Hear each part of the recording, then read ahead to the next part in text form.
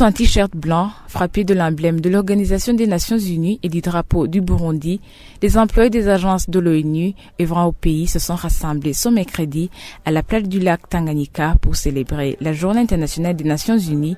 Les invités ont eu droit à un verre avant les discours. Au nom du secrétaire général des Nations Unies, Antonio Guterres, le coordinateur résident du système des Nations Unies au Burundi, a prononcé un discours interpellant les hommes et les femmes de l'ONU à ne jamais baisser les bras. Chaque jour, les femmes et les hommes qui servent l'organisation s'attachent à donner à la charte un sens concret. Malgré les difficultés et les obstacles, jamais nous ne baissons les bras. L'extrême pauvreté recule, mais nous voyons croître les inégalités. Pourtant, nous ne baissons pas les bras, car nous savons qu'en réduisant les inégalités, nous redonnons espoir, nous ouvrons de nouvelles perspectives et nous renforçons la paix partout dans le monde. Le représentant de la Fédération du personnel, quant à lui, il a appelé ses collègues à être plus unis et plus efficaces. La célébration de cette journée nous offre davantage l'occasion de saluer la contribution inestimable que notre organisation, à travers son personnel, apporte à la consolidation de la paix et au développement au Burundi et partout ailleurs. Pour agir utilement dans un monde caractérisé aujourd'hui par des interconnexions de plus en plus denses, nous devons être encore plus unis et plus efficaces.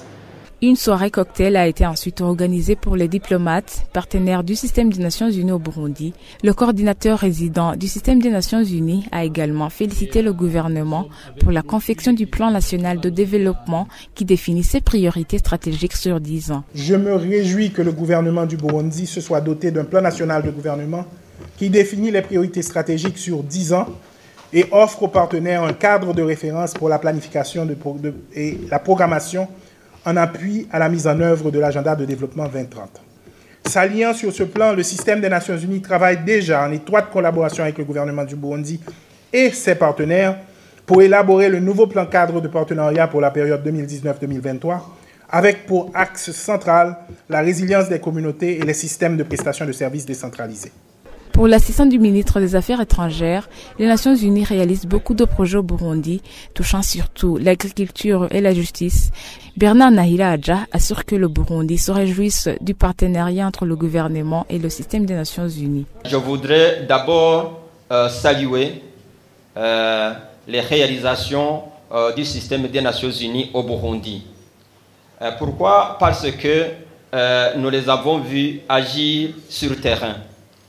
Il y touche tous les domaines, particulièrement les plus sensibles. Je citerai en passant les domaines de l'agriculture, la justice, l'appui aux jeunes, aux femmes, tout ça, monsieur le coordinateur résident, le gouvernement du Burundi se réjouit du partenariat qui existe entre les Nations Unies et le Burundi. La Journée internationale des Nations Unies, célébrée le 24 octobre de chaque année, marque le jour anniversaire de l'entrée en vigueur de la Charte des Nations Unies.